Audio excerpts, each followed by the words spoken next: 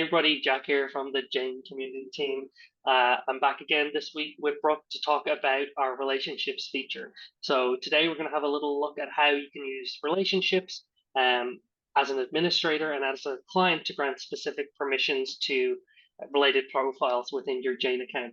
So the first step we're going to take today is Brooke doing a little bit of a deep dive on how you actually set that up within a patient's profile. So, Brooke, I'm going to pass it to you to share your screen, and we'll have a quick look at the first steps to starting those relationship features. All right, thank you, Jack. All right, so I am first going to go over how to set up these relationships and the different parts of that relationship that you can allow each participant or each member of that to do. So to set up a relationship, the first thing you'd have to do is make sure all the members of that relationship are set up. So with everyone having their own patient file, we can now link those together. So in one patient's file, I can head down to the bottom here and select the Add Relationships. So here you can search for the other patient or client you would like to link these together. So we'll just select Rachel here. And now here you can define how they're related. Optional to do this, you don't have to. You can select how they're related. And then you have some options on what you want to allow each member of this relationship to do. So I'll go over what those are. The first one here is to allow Rachel to view and pay for Gail. So this is going to include using her credit card on file, paying for invoices, using account credits, so we can toggle Rachel the ability to do that for Gail. And then we can allow Rachel to manage Gail's bookings and intake forms. So Rachel can log in as herself. She can do all of the bookings for Gail, fill out any intake paperwork. And then the next option here is to receive a copy of Gail's email notifications and reminders. So if you have different files with different email on a file or phone numbers, the notifications can be sent to both of that relationship. Maybe you have a child, the parent wants to receive also those notifications as well. Then we have the receive a copy of Gail's receipt, statement, and financial emails. So pretty straightforward there. If you want the receipts to go to both parties here, we can allow that. And then lastly, see Gail Field's appointments in the calendar subscriptions. So syncing your calendars. So optional on what you want to include. If you want one member of that relationship to be able to do everything, we don't have to toggle in the other ones. But for our demo here, we'll just allow both to do everything. And then we would Awesome. just hit save. I think one question that I see come up, and I think you've seen it come up too, Brooke, is a lot of parents have dependents, or people have dependents where they might share an email. So mom or dad might have the same email on file for the kids, Mhm. but that can sometimes make it a little bit difficult if you're trying to log into those specific family members' profiles.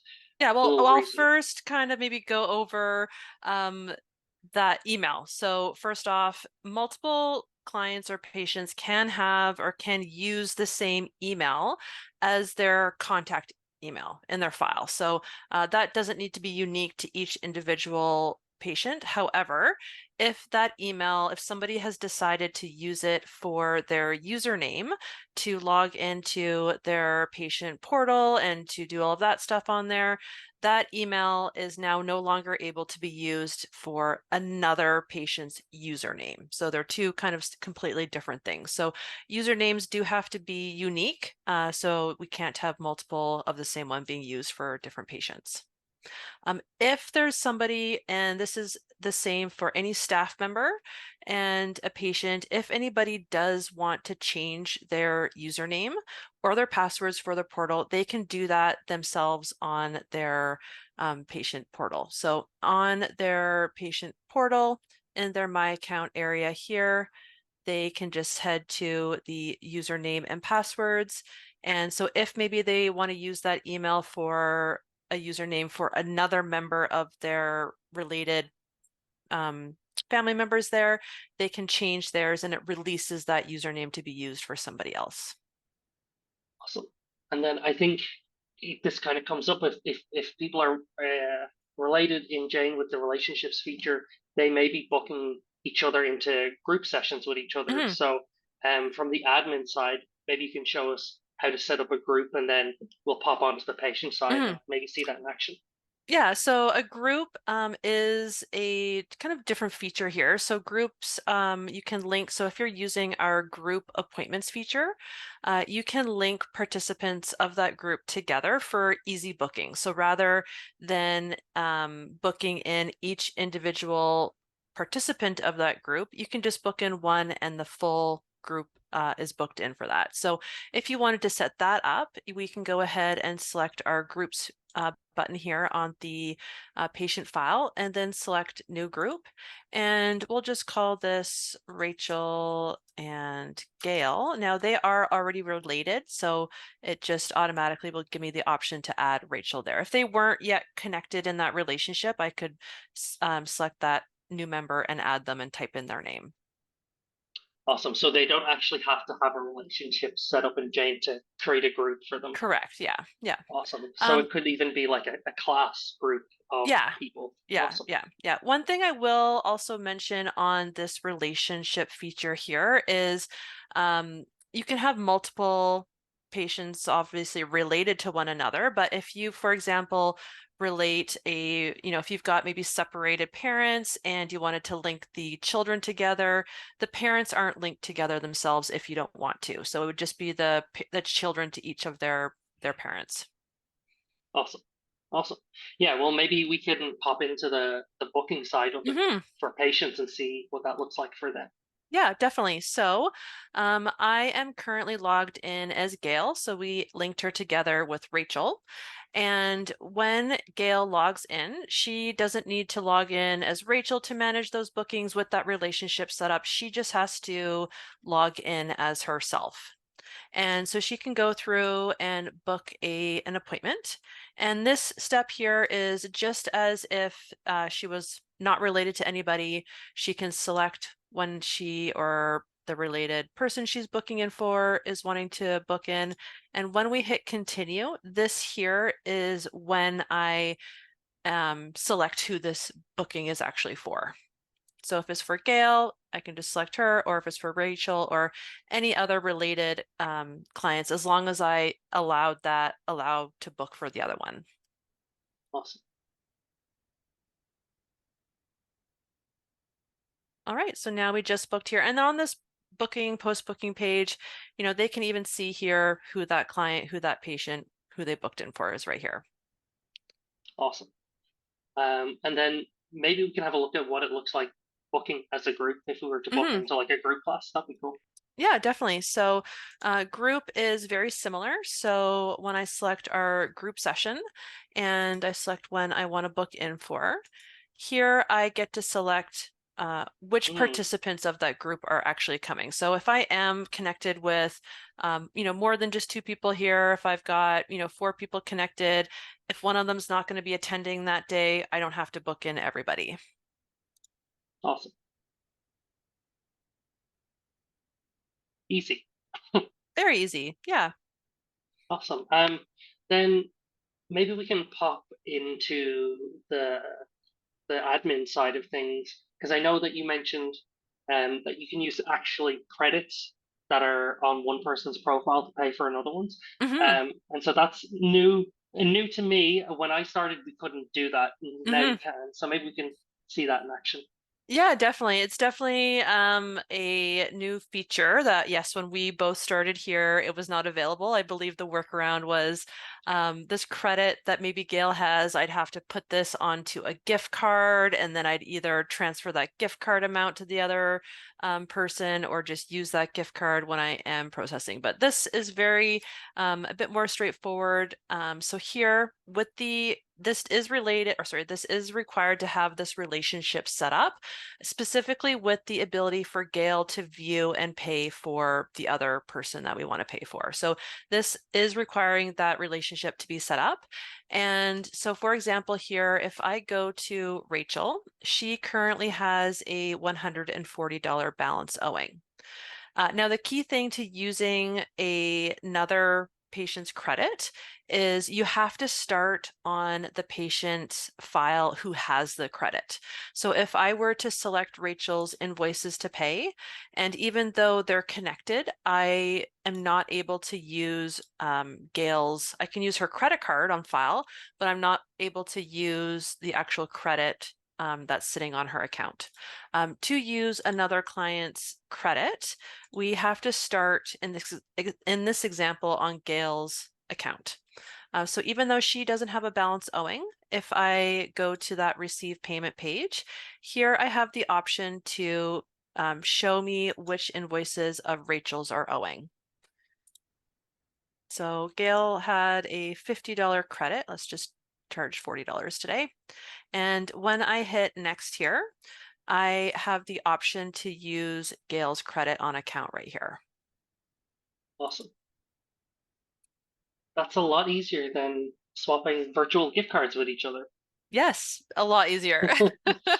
Okay. And I guess, with relationships, a lot of the time, two folks are coming to an appointment together. I'd love to see what that looks like on an invoice, and then maybe we can chat a bit about how they might be able to split an invoice if Mm. they're paying, separately. And so you're referring to our group sessions. You got it. Yeah. So why don't we went through how to book a group on the online booking, but you're not required to have that group necessarily connected. It really is for ease of booking. If you Mm. don't have, I think I forgot to mention this when we were going through that online, if they're not connected in a group, if one participant goes to go book it, it's now full essentially on their end. They're not able to add additional people after the fact. So Mhm. it's more just like a convenient way to book and to pay for the session. So we can go ahead and book our group session. And we did link them together. So when I select Gail here and the group, it's going to book in both Gail and Rachel for this example. Now, with group bookings, the full cost of the session is one price. So it's not per person that we are charging. So the whole amount is going to be owed. It's $100 in our example here. And Gail is set to the primary. So she's going to be the one who's going to be invoiced this amount. Mhm. You can change who that primary is. So that would have to be done though before it is arrived. So if we actually come to this time, we can set a different participant as the payer and then it's invoiced to Rachel.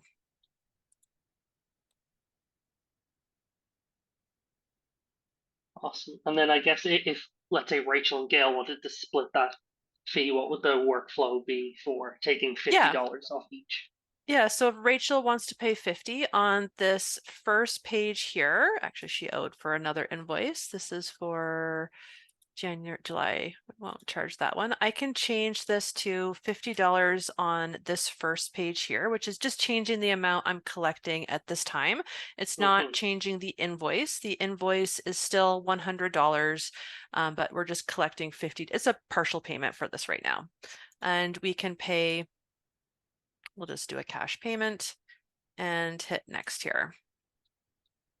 And then if Gail wants to pay the remaining, so I can come here and pay that remaining $50 and I can change the payer here to Gail. Awesome. And we'll show you what that looks like on the receipt. So it does say two payers. So it is only one invoice and it will say two payers here on the receipt. Awesome. This just came to me, but I guess, if you wanted to charge, extra, if you had initially set up your appointments to be a single fee, and two people coming is going to obviously double that price.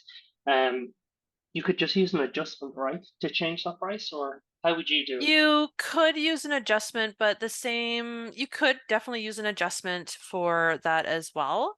Let me just book in for another one here. The only thing is it's still only one invoice. Hmm. So kind of depends on if we're getting reimbursed for that, how that may be accept or not. Awesome. Cool. All right. So I think we did a pretty good overview of the relationships feature. I don't know if there's anything else you wanted to chat about today before we sign off. I don't think so. I think that's That's it it. for me. Awesome. Okay. Well, we'll end it here and we'll be back in 2 weeks with another topic to cover. So take care, everyone.